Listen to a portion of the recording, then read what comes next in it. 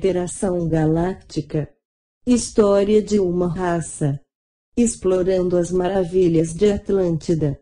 Houve muitas coisas maravilhosas na vida na Atlântida. Ela era bela e, por milhares de anos, era harmoniosa. Os Atlantes podiam viver por 1000 anos ou 10 anos, se quisessem. Viviam tanto quanto quisessem experienciar a vida em qualquer que fosse a circunstância que desejassem. Os Atlantes não se casavam, do modo como vocês entendem o casamento hoje em dia.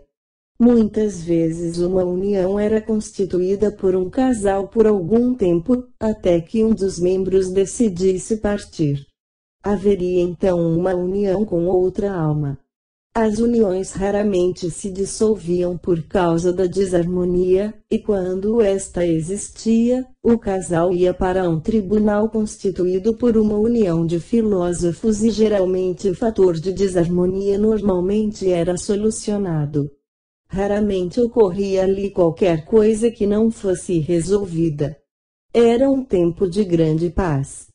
Essa era dourada da Atlântida foi um tempo pacífico no qual vocês se lembram vagamente em sua memória longínqua. Nascer fisicamente era pouco usual na Atlântida porque as pessoas haviam compreendido como deixar seus corpos e voltar quando quisessem. Mas quando as crianças nasciam, essa era uma ocasião grandiosa e alegre. Quando uma alma optava por nascer fisicamente, essa era normalmente sua primeira encarnação na Terra. Os pais cuja energia era totalmente compatível com a nova alma eram cuidadosamente escolhidos pelo conselho kármico. Essas crianças eram cuidadas não somente pelos pais, mas por toda a comunidade. Todos os residentes ensinavam, amavam e nutriam a nova alma conforme ela crescia, ajudando-as a entender a Terra e a existência física neste planeta. Existia um reino animal na Atlântida. Todos os animais viviam em harmonia. Não se devorava a vida para sustentá-la naquele tempo de paz. Os animais que vieram para essa comunidade eram tão alimentados pela energia do amor, da divindade e do poder cristalino que sua própria natureza era diferente. Se o animal fosse carnívoro, ele não era carnívoro na Atlântida. Uma maravilhosa era dourada de paz. Os filósofos evoluíam continuamente em seu entendimento filosófico. Eles estendiam seus processos de pensamento para além da vida neste planeta quando começaram a compreender a vida em toda a galáxia. Eles conheciam muito mais de seu sistema solar do que vocês conhecem hoje e compreendiam muito mais coisas acerca do universo. Eles compartilhavam essa compreensão da vastidão e da beleza da vida com todas as pessoas. O que se comia na Atlântida? Os Atlantes consumiam frutas, vegetais e nozes. Muitos de vocês têm hoje esse desejo interior, normalmente em um momento em que vocês estão em um despertar espiritual superior. Vocês não escolhem internalizar essa vibração, ela tem pouco a ver com adquirir vida, mas sim com aquela vibração dentro de si próprios. Quando eles comiam, não era para nutrir-se, para sustentar a vida. Havia uma vibração em cada fruto, em cada vegetal e cada flor, pois os Atlantes também consumiam flores. Consumiam principalmente não apenas para agradar o paladar, mas pela vibração que se dava em seus corpos. Sua energia frequentemente era equilibrada dessa maneira porque eles tinham o conhecimento das diversas vibrações. Desse modo, comer tinha mais a ver com o equilíbrio energético do que com a fome ou a necessidade de sustentar a vida. Jamais eles pensariam em consumir qualquer coisa que não pertencesse à vida vegetal. Porque esse outro tipo de vibrações não estava em harmonia com as vibrações de seus próprios corpos. tal ato mudaria sua vibração para um estado de confusão. Por isso eles eram muito cuidadosos quanto ao fato de que qualquer coisa que consumissem tivesse uma vibração que se harmonizasse com a sua própria. Eles realmente se misturavam com a vibração antes de consumi-la para verificar se era satisfatória. Se não, eles a reverenciavam e a punham de lado. Os Atlantes possuíam um vasto conhecimento e compreensão sobre energia. Eles sabiam como criar a partir de energia pura, por isso podiam criar arte com lux e a forma artística mudava conforme os pensamentos da alma. Hoje, vocês nem mesmo começaram a descobrir através da ciência ou da tecnologia o que os Atlantes compreendiam acerca da energia. Eles podiam formar a partir de simples energia pura o que quer que fosse necessário para garantir sua existência. A Atlântida era grande, embora a população tenha sido muito pequena por um tempo. Ela chegou a formar uma população intergaláctica. O seu templo da cura se tornou intergaláctico. Ele era conhecido como lugar de cura deste sistema solar e trouxe uma população intergaláctica, logo uma necessidade de entender as diferentes culturas e as várias energias. A Terra era o lugar em que as almas se intercombinavam e adquiriam uma maior compreensão umas das outras. A Atlântida possibilitou uma oportunidade que não houvera antes. Era culturalmente avançada, tinha um ambiente pacífico que permitia a aceitação de toda a vida. Havia muito pouco julgamento de quem era melhor ou estava certo. Todas as coisas eram muito bem aceitas do jeito que eram. Os Atlantes não vivenciaram conflitos em sua idade dourada, se tornaram mestres da compreensão e do uso da energia. Outros não mais vinham de galáxias distantes para ajudá-los, sim para aprender com essa grande cultura desenvolvida pelos Atlantes. Os Atlantes desenvolveram a tecnologia que atraiu seres de toda a galáxia. Muitos não haviam desenvolvido a tecnologia para viajar para cá, mas os Atlantes sim. Eles se tornaram os mestres de seu tempo e deuses do universo, por assim dizer. Eram conhecidos por seu abarcar aberto de todas as coisas e por sua compreensão da vida. Eram conhecidos também por seu belo templo da cura. Não temos palavras para transmitir-lhes a beleza, o poder e a simplicidade do templo de cura Atlante. Os sistemas de transporte Atlantes. A população era transportada de um ponto a outro através de câmaras de cristal. Quando entravam nessas câmaras, suas moléculas eram transferidas de uma câmara a outra. Não havia sistemas de transportes tais como os que conhecemos hoje. Eles faziam viagens espaciais intergalácticas. Embora houvesse espaçonaves físicas, a viagem era frequentemente feita por meio de transferência energética. Os Atlantes haviam dominado a energia e a entendiam de um modo como ela nunca havia sido entendida antes ou, então, neste planeta. Quando as pessoas entendem como usar a energia e compreendem suas formas vibracionais, elas se tornam totalmente ilimitadas. Não há nada que tal pessoa não possa atingir ou criar. A Atlântida tornou-se a meca do conhecimento de como controlar as energias. Os Atlantes se tornaram superiores em seu conhecimento em relação aos seres que haviam estabelecido a Atlântida anteriormente. Os fundadores deixaram por legado conhecimentos suficientes que, com os recursos humanos, foi capaz de evoluir muito rapidamente. Quando a humanidade não está dissipando as suas energias em conflitos, vocês não fazem ideia de quão superior é sua criatividade ou quão longe podem ir suas possibilidades. Nós diríamos a vocês, Pelo fato de não estarem querendo deixar de lado seus conflitos interiores, que deixem de lado os conflitos em seu mundo, vocês não estão conscientes de sua própria grandeza. A luta pelo poder infelizmente chegou à Atlântida. Chegou o tempo em que os Atlantes começaram a utilizar o seu conhecimento da energia de modos que começaram a servir a poucos. Esse uso do ego e do poder voltado para a energia lançou sementes de desarmonia que começaram a crescer.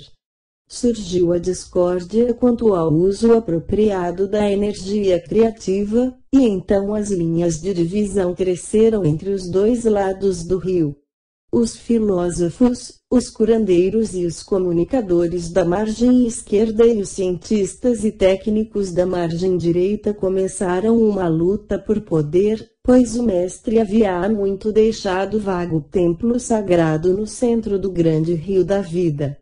A luta pelo poder que durou por vários milênios, finalmente, foi parar nas mãos da comunidade tecnológica e científica. Eles sabiam como manipular a energia para seus próprios propósitos. Cada vez mais eles criavam coisas que não beneficiavam a todos, mas apenas a uns poucos. Aqueles que estavam no poder sentiram que as diferenças culturais refletiam níveis diferentes de compreensão. Sentiram-se superiores àqueles que sentiam mais a filosofia. Os do lado da ciência e da tecnologia acreditavam que os outros eram inferiores, de uma classe mais baixa, e sendo assim, não tinham entendimento e habilidade para governar. Os filósofos, isolados em uma área da Atlântida, foram os primeiros a serem atacados pelos da margem direita do rio. Os líderes da margem direita reuniam os filósofos em uma junta de negócios atlantes. Então eles colocavam um campo de energia em torno dos filósofos que não poderia ser penetrado de nenhum dos lados. Embora tudo tenha sido fornecido para a existência dos filósofos, eles não mais tiveram uma influência na cultura. Então os líderes começaram a dividir a Atlântida em setores. Eles realocaram diferentes culturas em comunidades isoladas. Campos energéticos foram colocados em torno desses setores a fim de eliminar a comunicação intercultural. Os líderes que passaram ao controle principiaram a utilizar seu conhecimento da energia de uma maneira que sentiam que criaria o que jamais tinha sido criado antes. Perceberam que, quando se sabe como manipular a energia por meio de uma forma vibracional, a criação não é difícil. Não havia nenhuma limitação nem consideração quanto ao bem comum quando construíram sua tecnologia. Eles erigiram um enorme obelisco de cristal que pulsava com uma energia que subjugava todos. A população não estava infeliz, ninguém queria se rebelar. Havia um controle total sobre todos. Compreendam que os líderes numeravam menos de 10% da população de fato.